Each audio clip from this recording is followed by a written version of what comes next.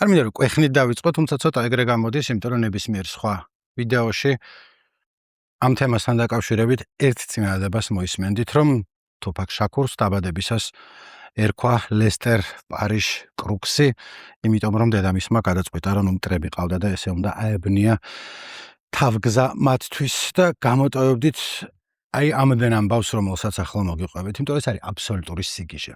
ეს არის საპნის ოპერა, რევოლუციის ამბავი, არ შემდგარი რევოლუციის, ვნებები, სიკვდილი, დაბადება ერთ მხარეს და მეორე მხარეს იამაიკელი ემიგრანტის ამბავი, რომელიც თავის შვილს დაჰფობინებდა, ეს Notorious B.I.G. არის, ეს თუფაკ შაქური არის, გამომყევით ძალიან საინტერესო იქნება. My mother was a Black Panther, and she was really involved in the movement. I've spent a great deal of my own life in prison. I never wanted it to happen to my son. I have a revolutionary story that I must tell. My son is a poet, was a poet. He was a writer. He was somebody at times you want to kill, you want to strangle, but I'm his mother. ჯერ ამის კარგად გასაგებად გვჭირდება კონტექსტი, რომ ვიცოდეთ 1960-იანი წლების ბოლოდან 70-იანების შუამდე რა ამბავი ხდებოდა ამერიკაში. ეს არის ერთ-ერთი ყველაზე უფრო არეული დრო საერთოდ რაც ქონიათ. მანამდე რამდენიმე წლის განმავლობაში მიმდინარეობს ეს სამოქალაქო მოძრაობა, რომელიც შეეხებოდა შავკანიანთა უფლებებს, queer თემის უფლებებს, ქალების უფლებებს, მოკლედ ბევრ რაღაცას. და თავიდან ძირითადი მიმართულება ამისი იყო შვიდობიანი. 60-იანი წლების ბოლოს სხვადასხვა ხალხმა გადაწყვიტა, რომ ცვლილებები იყო ან ძალიან ნელი, ან საერთოდ არაპირებდა უმრავლესობა, რომ რამე შეეცვალა და ნელ-ნელა მათი აზრით ეს კარგად დამტკიცდა, როდესაც ჯერ ერთი ლიდერი მოკლეს, მერე მეორე ლიდერი მოკლეს. მარტინ ლუთერ კინგ ჯუნიორის მკვლელობის მერე ამერიკა აფეთქდა და კარგი ხნის განმავლობაში იყო რევოლუციის ზღვარზე. ანუ უბრალოდ არეულობები კი არ იყო. ლოს-ანჯელესში იყო ქუშის ბრძოლები ლამის ყოველდღე და ნიუ-იორკში 18 თვის განმავლობაში 300-ზე მეტი აფეთქება მოხდა.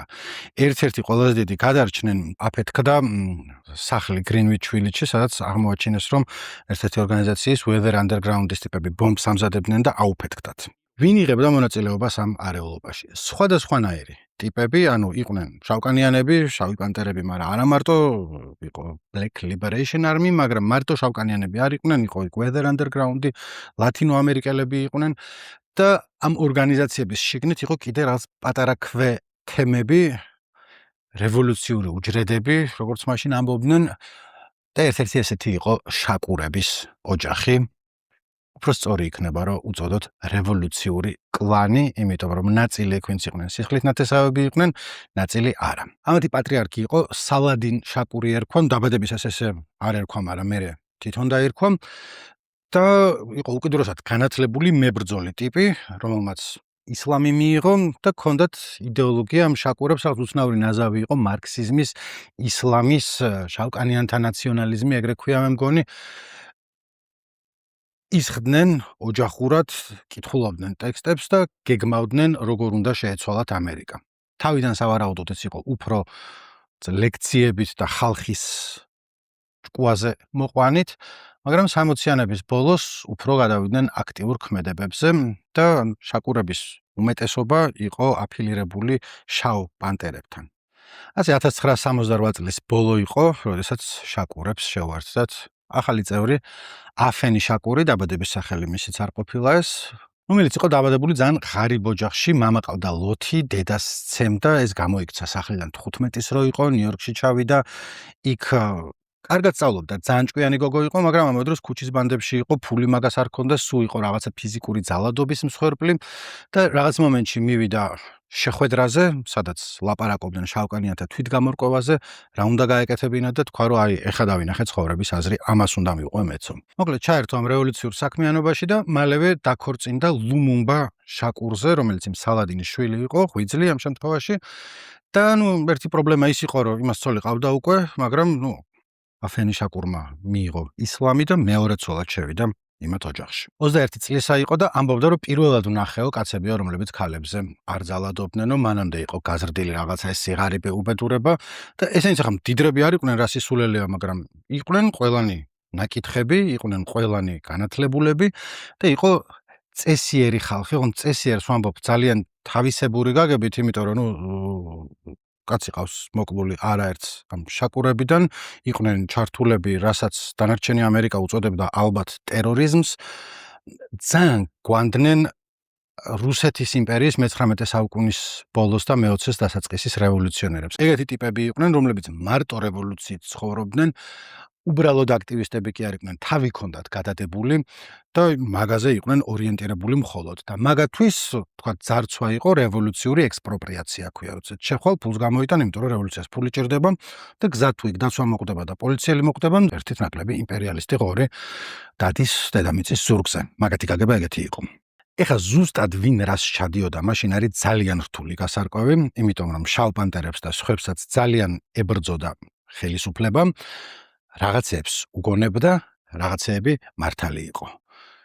სავსე იყო იქაურობა პროვოკატორებით, ინფორმატორებით, მაგრამ არც ისე არ იყო, რომ ესენი ბომბებსაც აფეთქებდნენ, უშუალოდ შაკურის ოჯახი არა, მაგრამ სხვა შავი პანტერები იარაღითაც დარბოდნენ და ძარცვავდნენ კიდევაც და მოკლედ იქ რა მოხდა, რა არ მოხდა, ვინ იყო მტყუანი, ვინ მართალი და რა მომენტში ძალიან რთული გასაგები ამბავია.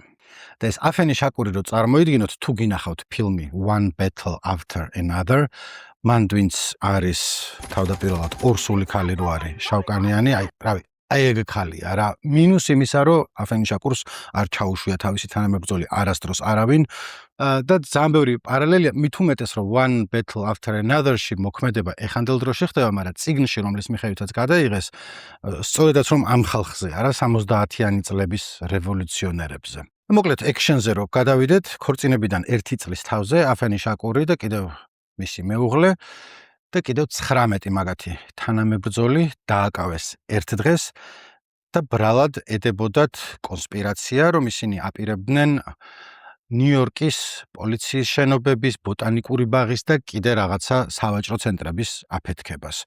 სულ 200-ზე მეტი ბრალდება ჰქონდათ, რომელიც თუ დაუმტკიცდებოდათ, თითოეულ მათგანს 300 წელი ელოდა ციხეში. ანუ ვერასდროს იქიდან ვერ გამოვიდოდნენ. ეს იყო ძალიან გახმაურებული საქმე თავის დროზე, იმიტომ რომ კიდევ ერთხელ ნიუ-იორკი ამ დროს არის შიშის ქვეშ, იმიტომ რომ სულ რაღაც აფეთქებებია, სულ სროლებია და აი რაღაც ფიქრობენ, რომ ეხა შეიძლება თავზე ჩამოგვექცეს ყველაფერი და მართლა რევოლუცია და ამბოხება დაიწყოს.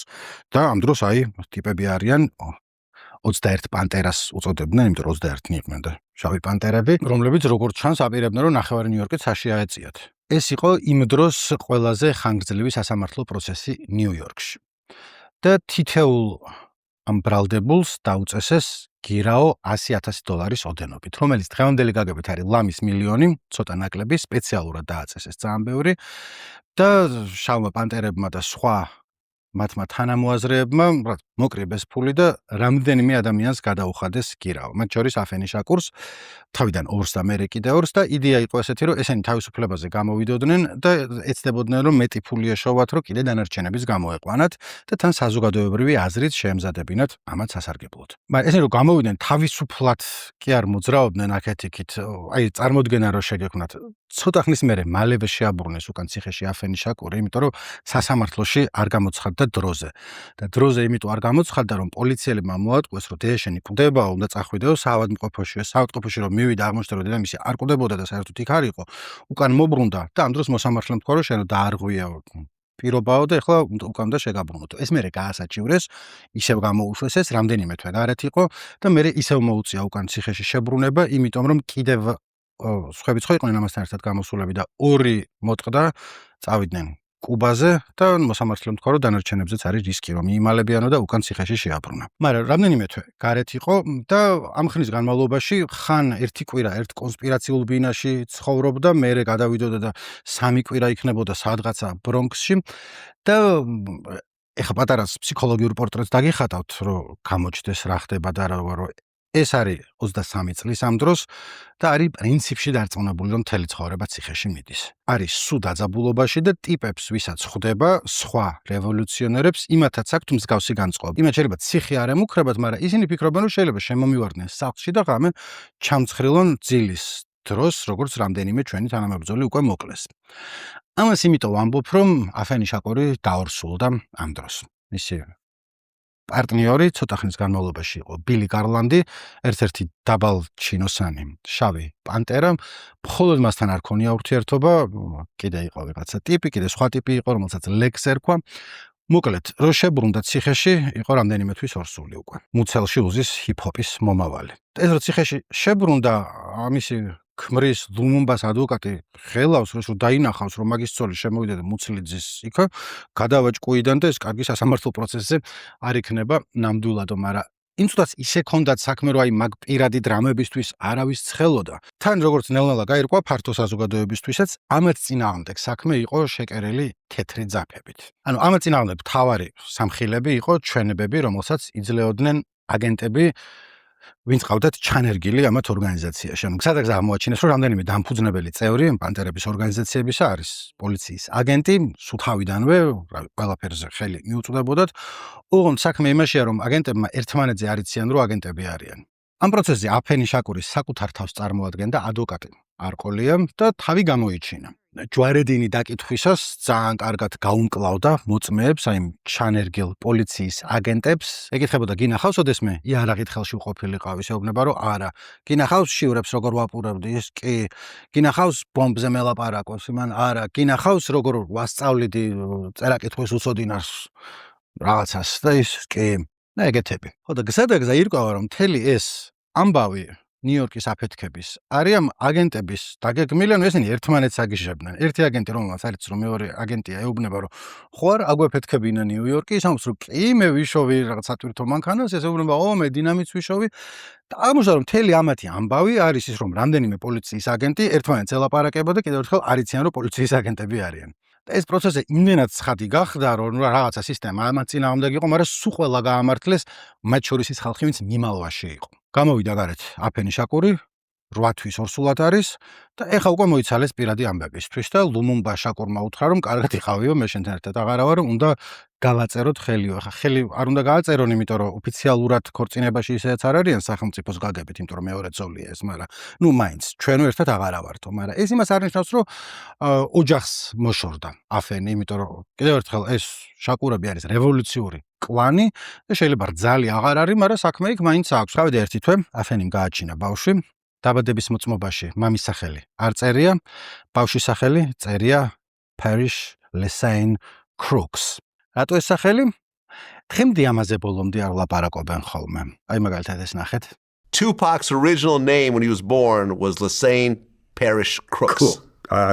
Believe me, we had issue with that name. Any idea why she would name Tupac Lesane Parrish Crooks? I have no idea. I can't even begin to understand that. When you asked her, what did she say? Something about family, I don't know. I can't remember, bro. I just told her I didn't like it. ეხლა რა ვიცოდეთ ეს იტყუება, იმიტომ რომ ძალიან კარგად იცის, რატო ქვია აქ სახელი და არ ამბობს, იმიტომ რომ მე ვიცი და მაგან არ იცის. რა სისულელია. ლესეინ პერიში დაიკიდე. თან თუ გინდა არ დაიკიდოთ, პერიში იყო ვიღაცა აქტივისტი, რომელსაც ესენი არ იცნობდნენ, ვიეტნამის წინააღმდეგ იბრძოდა და მაგის საპატივცემულოდ ლესეინი არის აფენის დისკმრის გვარი და კრუქს რაც შეეხება, აი ხა გეტყვით. გაიცანით კეროლ კრუქსი, ბრუკლინელი დილერი, აქტივისტი, განგსტერი, ღიად ქვიერი ქალი, რომელიც 1969 წელს სასჯელს იხდის აფენი შაკურთან ერთად. და პატრონობს იმას, რაღაცა უვლის, ტანსაცმელს უუთხოვებს და ლოგინსაც იზიარებენ. და სანამ ციხეშიც იყვნენ და მერეც აფენი შაკურებს ჩართული იყო ამ რაღაც queer აქტივიზმში, მან პრობლემა ის იყო, რომ შავკანიანი აქტივისტები კი ამბობდნენ, რომ ჩვენო რაღაც ყველანი თანასწორები უნდა ვიყოთო და ხანდახან მოუწოდებდნენ კიდევაც ტოლერანტობისკენ თავიანთ წევრებს, მაგრამ ჰომოფობია ძალიან კარგად იყო გავრცელებული იქ. ციხიდან დაახლოებით ერთ დროს გამოვიდნენ და როგორც დასაწყისში ვთქვი, აფენი მერე ამბობდა, რომ ესო სახელიო ბავშვს უბრალოდ დავარქვიო, იმიტომ რომ მაშინო მდევნიდნენო და მინდოდაო რომ დამეცვაო ბავშვი მომავალშიო და მე ყოველთვის ვაპირებდი სახელის შეცვლასო და მე მგონია რომ თვითონ მე შეჯეროდა რასაც ამბობდა, მაგრამ ამავე დროს არ მგონია რომ ეგრე იყო, იმიტომ რომ აი შემიხედეთ ახლა ნახე რა ვითალება.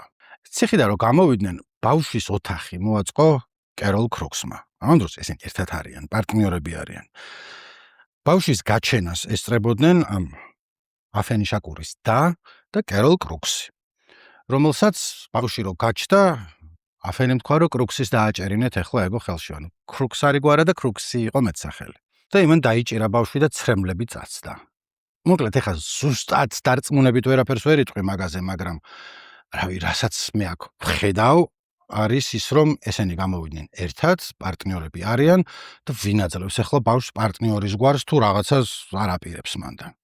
ოღონდ კიდევ ერთხელ ჩემი ვარაუდია, მაგრამ ძალიან მგონია, რომ ახლოს არის სიმართლესთან. მერე უკვე გარეთ გამოვიდნენ, ეს მიუბრუნდა თავის ოჯახს, ამ კლანს და სხვა ცხოვრება მაგან არ იცის, აფენი შაკურმა ამ შემთხვევაში. მაგისი პირადი ურთიერთობებიც ეგ არის, საქმეც ეგ არის, ფულიც ეგ არის და საერთოდ მთელი ცხოვრება არის შაკურების კლანი ამ დროს. და შავი პანტერები, რომლებიც ეუბნებიან, რომ კაი, ეხლა თუ შეიძლება აზრზე მოდი, დაანებე მაქალს თავი და მართლაც დაშორდნენ ცოტა ხანში, მაგრამ მთელი ცხოვრება მეგობრები იყვნენ. და დაახლოებით 8 თვეში შეუცვალეს ბავშვს სახელი ოფიციალურად და დაარქვეს ტუპაკ ამარუ შაკურ. ეხლა მე დავყევი თქვენი უმეტესობის ჩივილს და თუფაკს ვამბობ ხოლმე, მაგრამ ვის გამოც ქვია ტუპაკ ამარუ იყო ტიპი, ორი სხვა ადამიანი, ერუში ლეგენდარული, რაც ყოველთვის მეორე ვისი სახელიც ქვია და ტუპაკ ამარუ იყო რაც აჯანყების მომწყობი, რაც ლეგენდარული პიროვნება, რომელსაც ქართულადაც ტუპაკ ამარუ ქვია, თუფაკ ამარუ რო დაუზახო, როდის იყო მე-18 საუკუნის პირველს, ცოტა უცნაური იქნება. მაინც, ეგეც რო იცოდეთ. მაგრამ შეიძლება გაგიჩნდეთ შეკითხვა, რომ შაკური რაღაცო.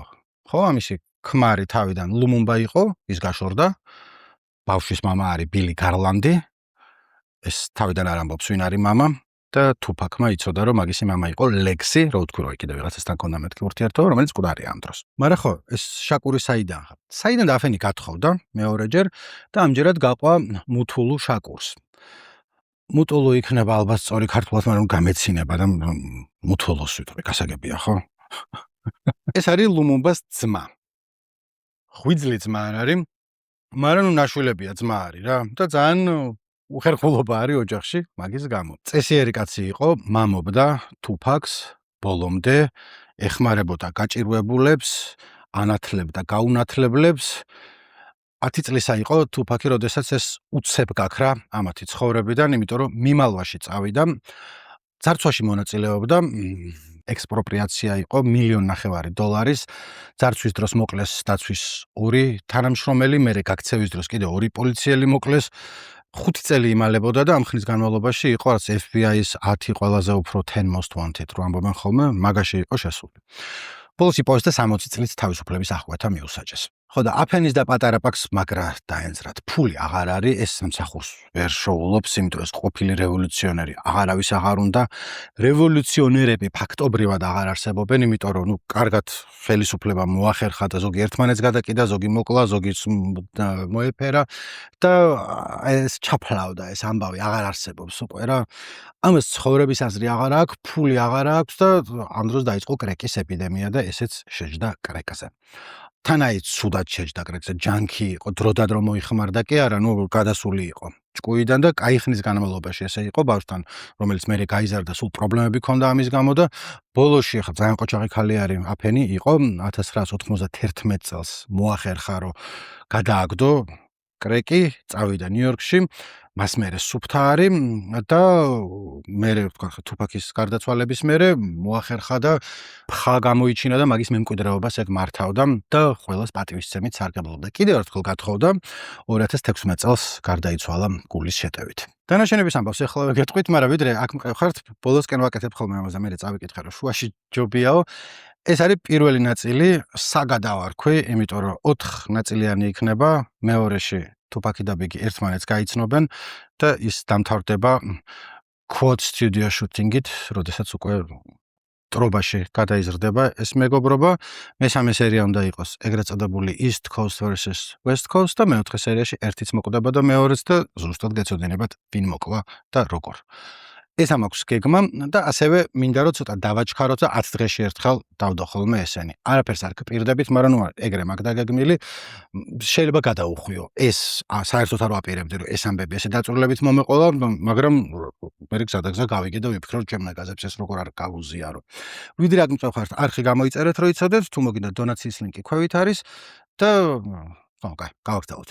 The other day I just celebrated 39 years of my arrest. Yes! There's so much healing to be done in our places. And I don't know whose community we mean when we say our, but for me, our is the world. I don't do things. ხო, ეხლა ვისრაბედი ეწია. ლუმუმბა შაკურს თუფაკთან ურთიერთობა არ ქონია, გასაგებია, რატომაც და ვერ მოესწრო ის როგორ გახდა ვარსკვლავი 1986 წელს მოკლა ორმა უცნობმა სახლში შეუვარდნენ და ჩაცხრილეს ახალ ორლეანში. საქმე არის გაუხსნელი, არავინ არ იცის რატომ. ვარაუდები არის, მუთულუ შაკური, ანუ მეორე ქმარი აფენის ამბობს, რომ სავარაუდოდ მის საქმესთან იყო ეს დაკავშირებული, იმიტომ რომ 10 დღის მერე დაიჭირეს მუთულუ შაკური, მაგრამ ზუსტად არავინ იცის, მოკლედ. მოკლეს ტიპი, საქმე გაუხსნელია. 42 წლის იყო ლუმუმბა შაკური. ჩემზე პატარა. მუთულუ შაკური, რომელსაც კიდევ ერთხელ 60 წელი მიუსაჯეს შეიარაღებული ძარცვისთვის და პოლიციელების მკვლელობისთვის, მთელი ცხოვრება ციხეში გაატარა, თითქმის რამდენჯერმე შეიტანეს აპელაციაზე განაცხადი, უარი უთხრეს და ბოლოს 2022 წელს გამოუშვეს, იმიტომ რომ უკვე კვდებოდა, რაც მძიმე კიბო ჰქონდა. ამ ხნის განმავლობაში თუფაკთან ჰქონდა ურთიერთობა ციხიდან.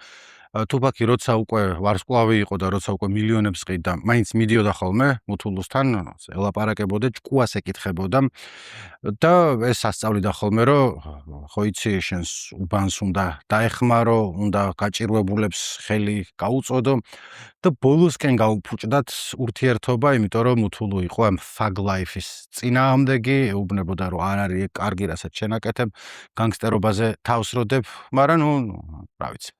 ეგეთი ამბავი ჰქონდათ, ციხიდან რო გამოვიდა 8 თვის მერე, გარდაიცვალა 72 წლისა იყო. ბილი გარლანდი ბიოლოგიური მამა თუფაკისა ცოცხალია და აი მაგას ცოტა კონტროვერსიული ფიგურა არის, იმიტომ რომ აფენი შაკური ვერ იტანდა ცხოვრებაში და outlaws დანარჩენი თუფაკის საძმო ისინიც ამბობდნენ, რომ კაცი არის gold digger-იო, ცდილობს რომ ფული შოვოსო თუფაკისგანო. მე არ ვიცი, ანუ რამდენიმე ინტერვიუ ვნახე ამ ტიპთან და თითქოს კაი შთაბეჭდილებას ტოვებს ხოლმე, მაგრამ ხა რამდენიმე ინტერვიუთი რას მიხვდები, ხო?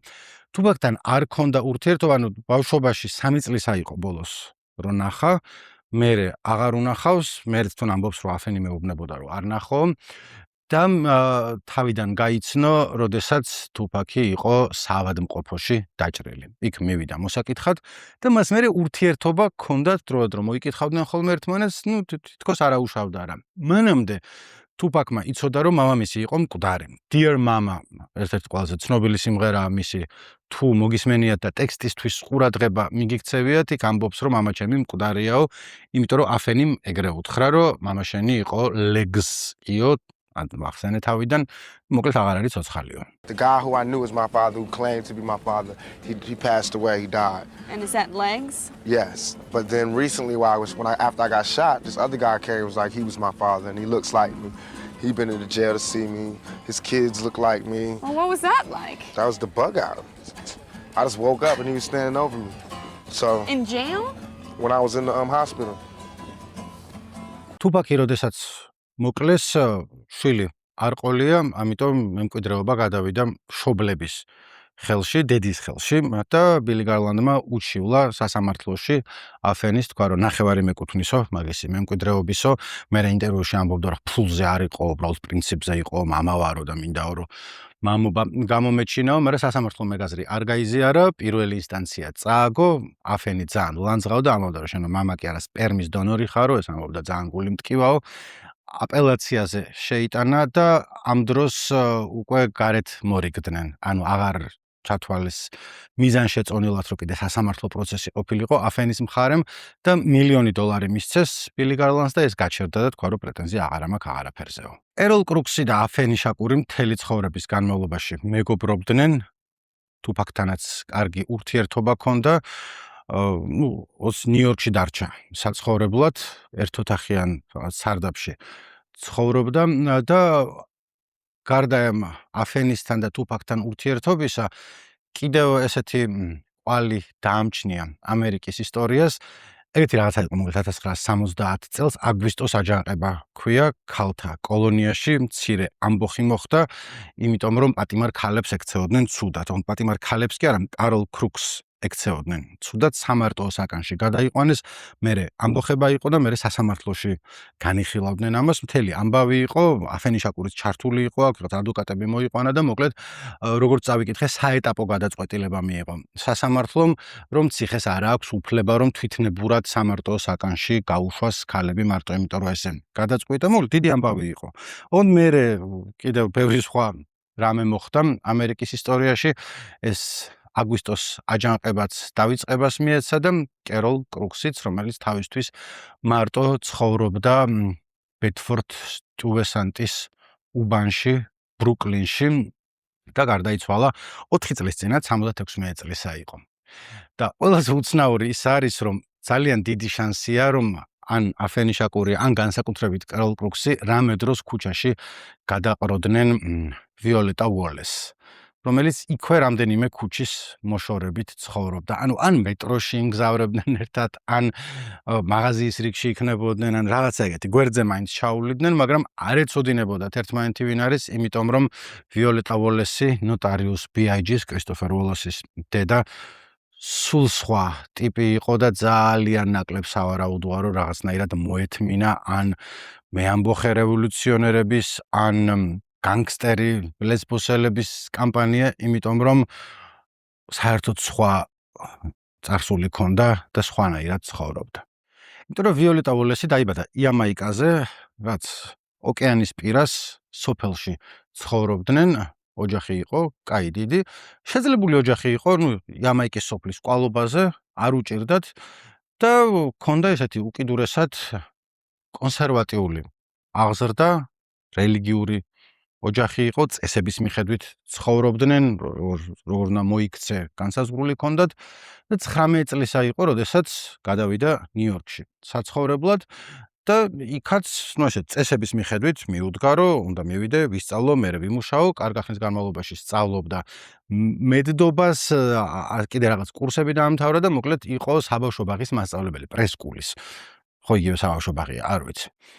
და წელებზე ფეხებს იდგამდა და ცდილობდა, რომ რაღაცნაირად ეს საშუალო კლასის ცხოვრება შეექმნა თავისთვის და მერე თავისი შვილისათვის. იმიტომ რომ ახლა მიუხედავად იმისა, რომ კონსერვატიული ტიპი იყო, ეკლესიაში დადიოდა ყოველ კვირას, თვათ ყველა ასპექტში როგორც ჩანს არ ვრცელდებოდა მის ეს კონსერვატიზმი, იმიტომ რომ რაღაც დროს 60-იანი წლების ბოლოს, 70-იანების დასაწყისში, იმ დროს როცა ეს პანტერების სასამართლო პროცესი მიმდინარეობდა, შეხვდა ასევე იამაიკელ ემიგრანტს სელვინ ჯორჯ ლატორს, ცოტა ხანი ერთად ცხოვრობდნენ, დავარსულდა, მალე გაუჩნდათ პატარა ბიჭი, რომელსაც დაარქვეს კრისტოფერ უოლესი. ეს სელვინ ჯორჯ ლატორი 2 წლის იყო, როდესაც გაქრა ამათი ცხოვრებიდან და როგორც ვატყობ, არც მანამდე იყო მაინდა-მაინც ჩართული, იმიტომ რომ ბავშვი დედის გვარზე არის, როგორც მე წავიკითხე ამ ვიოლეტამ ცოტა ხანშივე აღმოაჩინა, რომ ამას ცოლი ყავდა უკვე, ამიტომ მეორეს ვეღარ მოიყვანდა და ისედაც არ ეტყობოდა, რომ იქ გამჩერებელი იყო დიდხანს. სელვინის ცხოვრებაზე მაინდა-მაინც ბევრი არაფერი ვიცით, ტიპი წავიდა და წავიდა, აღარც გამოჩენილა, მერე 1996 წელს გარდაიცვალა და იყო 62 წლის. ან ბიგიჯერ კიდე ცოცხალი იყო, როცა მოკვდა. ვიოლეტა უოლესი შარშან გარდაიცვალა 72 წლის ასაკში. და ძალიან რაღაცნაირი საყვარელი ურთიერთობა ჰქონდათ მაგას და თავის შვილს კრისტოფერ უოლესს. ეს ითვლებოდა, რომ არის მკაცრი დედა, რაღაც ესეთი წესრიგი იყო სახლში ცუდი სიტყვის თქმა არ შეიძლებოდა, როცა შეხვიდოდი, ქუდი უნდა მოგეხადა, უნდა yes ma'am, ესე მიგემართა, მაგრამ ამ გარეგნულად მკაცრი იყო, მაგრამ ზედამთვარე ამოსდიოდა თავის თუთკუნა კრისტოფერზე გიჟდებოდა და ესეც ასეთივე სიყვარულით პასუხობდა. სახლში იყვნენ საკაიფოდ უზრუნველყოფილები. მე ეხა ვეღარ ვიპოვე, მაგრამ YouTube-ზე იყო ვიდეო, სადაც ვიოლეტას ეკითხებიან ბიგის სიმღერაზე Juicy, ერთ-ერთი ყველაზე ცნობილი სიმღერა არის საერთოდ ჰიპ-ჰოპის ისტორიაში, სადაც Notorious B.I.G. ყვება, როგორ სიღარიბეში ცხოვრობდა და ეხლა როგორ კარგ რაღაცებს მიაღწია ცხოვრებაში და ვიოლეტა ამბობდა, რომ ტექსტში არის, რომ სულ ვფიქრობთ, რომ White Christmas მისდას, რატო შობა ჩვენ სახლში არ მოვიდაო და რას ლაპარაკობთ, ანუ არც ერთი შობა არ გაგვიმაზავსო და საჭმელიც ყოველთვის გქონდაო და შეხედეთ, ნახეთ, ეტყობა რამე, რომ ყვება აკლდა ჩემს საყვარელ კრისტოფერს, ესე ამბობდა, ძალიან საყვარელი ვიდეო იყო და ეხა აღარ არის. ხო, ჰქონდათ ეს ძალიან სიყვარულით ახსავს ურთიერთობა, მაგრამ კრისტოფერი იყო ცელქი ბიჭი ძალიან. და სხვა ცელქი ბიჭები, რა ვიცი, ქართულ წიგნებში მიდიან ხოლმე და სიმინცი პარავენ მეზობლისგან და ეს 12 წლის იყო, როდესაც კრეკის გაყიდვა დაიწყო. ანუ იმიტომ რომ მაინც უჭირდა, თვითონ ამბობს რომ რა ვიცი, მე დედაჩემს ნაყინის ფულს თხოვდიო და გარშემო რაღაც ხვებიო, ჩემი უბნელებიო დოლარებს ითვლიდნენ და მეც მინდოდა ეგრეო, თან მით უმეტეს ადვილი იყო მაგისთვის, იმიტომ რომ გამოსდიო და კარგად ყიდდა ნარკოტიკებს და დედამისის სახლში არ იყო არასდროს, იმიტომ რომ საბავშვო ბაღში ხო ასწავლიდა და მეორე სამსახურიც ჰქონდა, იმიტომ რომ ბინას შენახვა უნდოდა და საჭმელი უნდა მოეტანა სახლში. და როგორც იმ დროინდელი ბიგის მეგობრები იხსენებდნენ, ეს იყო ძალიან უშიშარი ქუჩაში, ანუ ვიღაცა თუ მოვიდოდა და გაატრაკებდა, ესეც დახვდებოდა და ბიჭო ეს ჩემი კუთხეა და რაღაცეები, ერთადერთი რისიც ეშინოდა, როცა ეტყოდნენ რომ წავლოთ ეშენს ვეთქვი რაღაცასო, ვაიმე მაგაზე ძალიან ღელავდა. არა იმიტომ რომ დედის ეშინოდა, რომ რამეს დაუშავებდა, არამედ არ უნდოდა რომ გული ეტკინა მისთვის, ან ძალიან რაღაცნაირად ეგეთი სიყვარულის ურთიერთობა ჰქონდათ და თან ისიც ახლა ჭკვიანი ქალი იყო ვიოლეტა, მაგრამ თავს იბრმავებდა ხოლმე, იმიტომ რომ სახში მოდიოდა ახალი ტანსაცმელი ეცვა, ეკითხებოდა საიდან, ისე ეუბნებოდა რომ ან რაღაც ძველი ტანსაცმელი გავყიდე, ან რაღაცა პატარა წავიმუშავე, ან რეპის კონკურსში გავიმარჯვეო. ერთი ესეთი ბიოგრაფიებში წერია ხოლმე სასაცილო შემთხვევა, რომ ვიოლეტა ამის ოთახს ალაგებდა და თეფშზე იპოვა რაღაცა თეთრი მიმხმარი, რაც კრეკი იყო. და ამან იფიქრა, რომ კარტოფილის პიურეს ნარჩენებია როგორც ჩანსო და გარეცხა თეფში და გადაუყარა, გამოვიდა რამდენიმე $1000 ღირებულების ნარკოტიკი. მაგრამ ხო, ამასობაში მართლა დაიწყო ჰიპ-ჰოპის რაღაცა კონკურსებში მონაწილეობის მიღება და მალევე შეეტყო ბიგის, რომ იყო უჩვეულოდ ხელდასხმული თუ რა სიტყვა ნიჭიერი ამ ამბავში. იყო რომ დაიწყებდა freestyles, მაშინვე გარშემო ყველა ხვდებოდა, რომ ეს სხვანაირი იყო. Look in the sky and wonder why most MCs alibis won't comply with my style of rhyme or rhyming or rap. It's not a trap, my rhyme just snap. Miles and miles for a while, my rhymes are once in a pie. Now I put them on fire. Hey. That's just me, W.I.G. Competition river ever since 13. Used to steal clothes, I was considered a thief. Until I started hustling on Fulton Street. Making loot, knocking hoops on a regular. ამიტომ ნელ-ნელა ამ ნარკოტიკების გაყიდვას და ეგეთ ცხოვრებას შეეშვა და სცადა რომ გადართულიყო მთლიანად თავის რეპის კარიერაზე. რაც ცოტა არ იყოს, რაც საპირისპირო მხარე არის თუფაკ შაკურისა, რომელიც ბავშვობაში იყო მსახიობობაზე ოცნებობდა, თავიდან ნიუ-იორკში ხო ცხოვრობდნენ, მერე ბალტიმორში გადავიდნენ და წელიწადნახევრის 2 წლის განმავლობაში დამამთავრებელ კლასებში, რაც შექსპირის სპექტაკლებში იღებდა მონაწილეობას და პოეტი იყო, ყოველთვის ლექსებს წერდა, გოგოები უყვარდა ძალიან და წერილებს წერდა ხოლმე, ამ დღემდე არის შემონახული ასობით წერილი, რომელიც თუფაკმა ვიღაცას მიწერა. და ყველა ამბობს, რომ ბავშვობაში იყო, წერეს ნაზი ბიჭი იყო რა, იმაზე ოცნებობდა თავისი ოჯახის წარსულიდან გამომდინარე უკეთესი მომავალი შავკანიანებს, უბანს უნდა დავეხმაროთ, ასე შემდეგ. და ნელ-ნელა, როდესაც მაგისი ჰიპ-ჰოპის და სამსახიობო კარიერა განვითარდა, უფრო გაძველბიჭდა ჩვენი ენაზე რო ვთქვა. ანუ ის პირიქით იყო, დაიწყო ქუჩაში წამლის გაყიდვით ნოტარიუსმა და მერე მთლიანად ჰიპ-ჰოპზე გადაერთო. ის თავიდან ჰიპ-ჰოპში იყო ჩართული და მერე ნარკოტიკი არასდროს არ გაუყიდია თუფაკ შაკურს, რამდენჯერმე ჰქონდათ მცდელობა, ჯერ ბალტიმორში და მერე კალიფორნიაში, ვიღაც ახლობლებმა ფულის შოვნის პონჩი პლანი მიცეს, რომ მიდი გაყიდეო და ყველა ამბობდა, რომ ეგეთი ცუდი დილერი არ არსებობდაო, ვერაფერს ვერ ყიდდაო, ქუჩაში რაც ხალხთან მისვლა და იყიდე და რაღაცა საერთოდ არ შეეძლო, არ იყო მაგისიო, იმის ნაცვლად რომ რაც hustling ეკეთებინა, იჯდა და ლექსებს წერდაო. They call girls the B word, you know, and they smack and beat and they're getting girls, and I'm going, peace, and I think you're beautiful, and they're going to be, well, I like him because he's masculine. I'm masculine. I mean, but my plan is that if I keep telling girls not to let them call you these names, and if I keep saying it, it's going to catch on. ამათ ცხოვრება გადაიკვეთა, ესეთი მომენტი ჰქონდათ კარიერის ტრაექტორიაში.